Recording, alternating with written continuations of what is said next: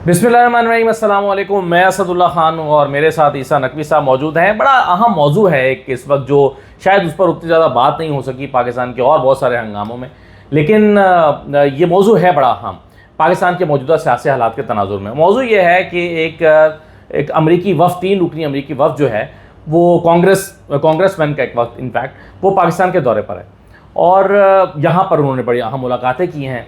अब सवाल ये पैदा होता है कि ये दौरा क्यों हुआ इन हालात में, जो मुलाकातें हुई हैं वो कितनी अहमियत की हामिल हैं, पाकिस्तान तहरीक इंसाफ के लोगों से भी क्या कोई मुलाकात हुई है, नहीं हुई तो क्यों नहीं हुई, अगर हुई है तो क्या वो सामने नहीं आई, या कोशिश हुई है और हो नहीं सकी, या अभी हो सकती है। तो इस और ये पाकिस्तान तहरीक इंसाफ के तनाजुर में ये सारा मामला कितना इंपॉर्टेंट है, तो इसको ज़रा समझने की कोशिश करते हैं। ईसा नकवी साहब एक्सपर्ट हैं इन सारे मामलात के। तो नकवी साहब, पहले तो ये बताएं कि क्या करने आया है ये 3 रुकनी कांग्रेसमैन का जो डेलीगेशन।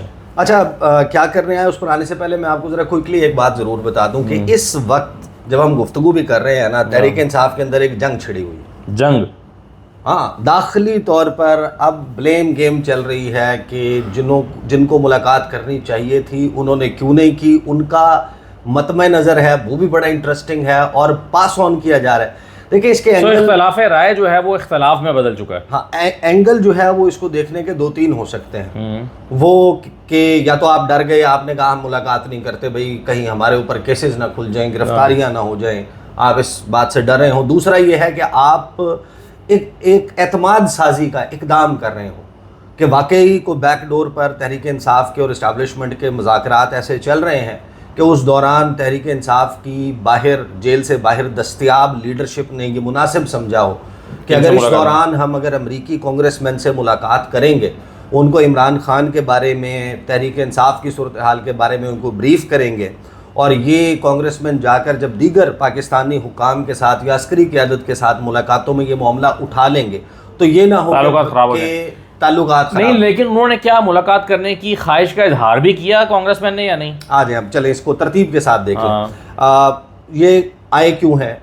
जिस तरह पाकिस्तान में पार्लियामेंट है, कॉकस बने हुए हैं मुख्तलिफ सब्जेक्ट्स के ऊपर, ख़वातीन के हवाले से, माइनॉरिटीज़ या इंसानी हकूक़ के हवाले से, या दुनिया में मुख्तलिफ ममालिक के हवाले से जो पार्लियामेंट्स हैं उसमें कॉकसेस बनते हैं और कॉकस जो है उसमें एक set number of members of the house मौजूद होते हैं। इसी तरीके से जो अमेरिका में पाकिस्तानी कॉकस है, यानी कांग्रेस के वो अरकान जो पाकिस्तान के मामलात, पाकिस्तान के साथ ताल्लुकात, उसके हवाले से लेजिस्लेशन और ये चीज़ें देखते हैं, उनका एक कॉकस है। और ये जो तीनों साहिबान, जो तीनों कांग्रेसमैन आए हैं, उनमें से 2 ऐसे हैं जिनका ताल्लुक उस कॉकस से है, यानी कि बर्गमैन और टॉम स्वाजी। ये दोनों को चेयर हैं पाकिस्तान कॉकस के। ठीक है। फिर एक और कांग्रेसमैन है इसमें, जोनाथन जैक्सन, ठीक है, वो भी आए हैं।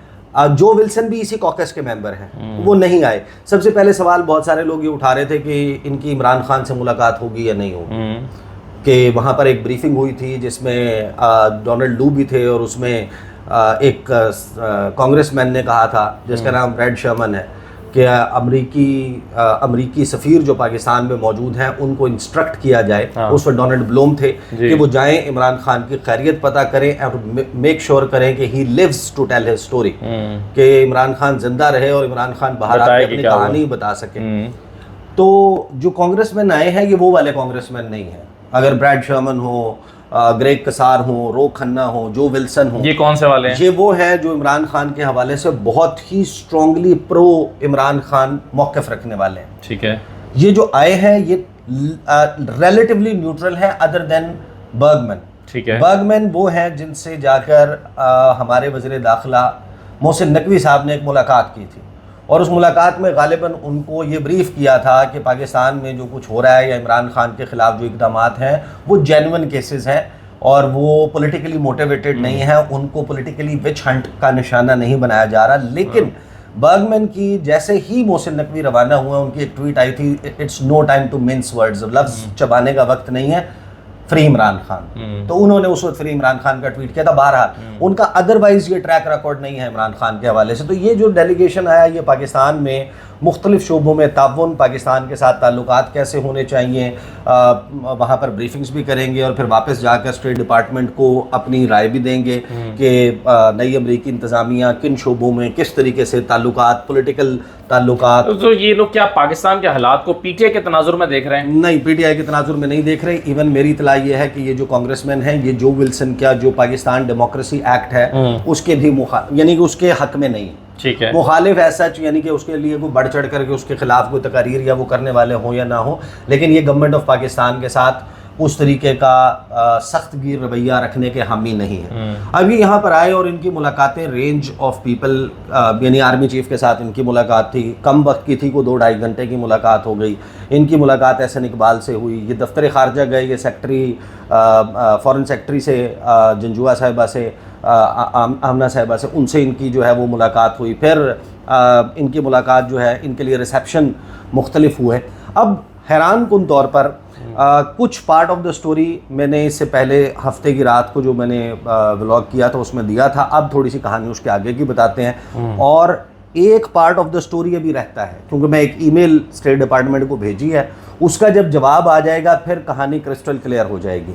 सबसे पहले तो ये कि रिसेप्शन, अब जाहिर है कि उन्होंने जब ये आते हैं, इनकी डेलीगेशन ने आकर सिर्फ हुकूमत के लोगों से मुलाकात नहीं करनी थी, इन्होंने सिविल सोसाइटी के लोगों से मुलाकात करनी थी, इन्होंने कुछ मीडिया के लोगों से करनी थी, इन्होंने माइनॉरिटीज़ के कुछ लोग, अक़लियतें जो हैं उनके लोगों से मुलाकात करनी थी, फिर पाकिस्तान की मुख्तलिफ सियासी जमातों के नुमाइंदों से मुलाकात करनी थी, एक ओवरऑल सेंस और फील लेना था।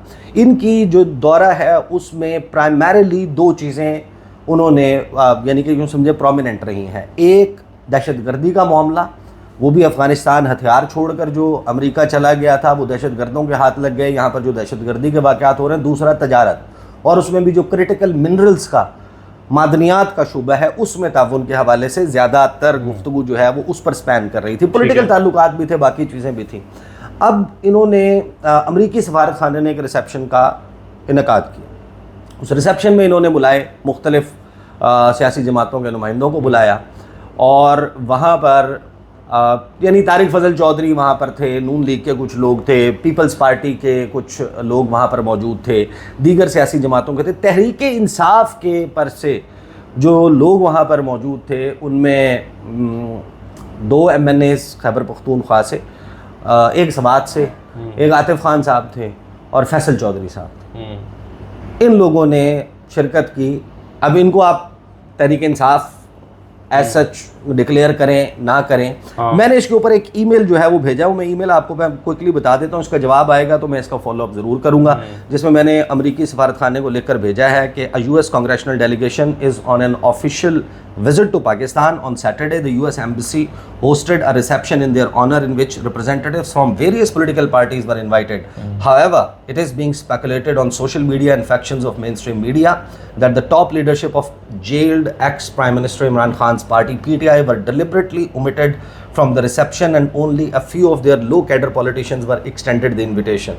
Could you please clarify as to whether the PTI chairman Barrister Gohar, Secretary General Salman Akram Raja and opposition leader in National Assembly Umar Ayub were invited to the reception or not? कि specifically in 3 को invitation दिया गया या नहीं दिया गया। हालांकि इत्तला ये थी कि इनको दिया गया और इन्होंने रिफ्यूज़ कर दिया। अच्छा, फिर कुछ लोग ब्लेम कर रहे हैं चाहिए तो रऊफ हसन साहब को इन्विटेशन, ऐसा नहीं होता। हमें साल हो गए, ये नहीं हुआ करता कि मेरा इनविटेशन जो है वो मीडिया में किसी और बंदे को देकर ये कहा जाए कि मीडिया मैन को आपने देना है। जब इनविटेशन अमेरिकन एम्बेसी एक्सटेंड करती है, जिस शख्स को बुलाना हो उस शख्स को फिज़िकली भी एक इनविटेशन कार्ड डिलीवर किया जाता है, जो आप जाते हुए डिप्लोमेटिक एनक्लेव में और गेट के ऊपर दिखाते हैं ताकि आपकी एंट्री जो है वो स्मूथ होती है।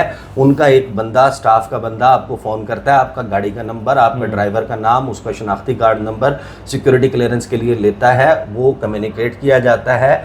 फिर आप जो है वो अमेरिकन एम्बेसी में दाखिल होते हैं या डिप्लोमेटिक एनक्लेव में जाकर आप किसी उसमें अटेंड करते हैं। इसके लिए पूरा प्रोटोकॉल होता है।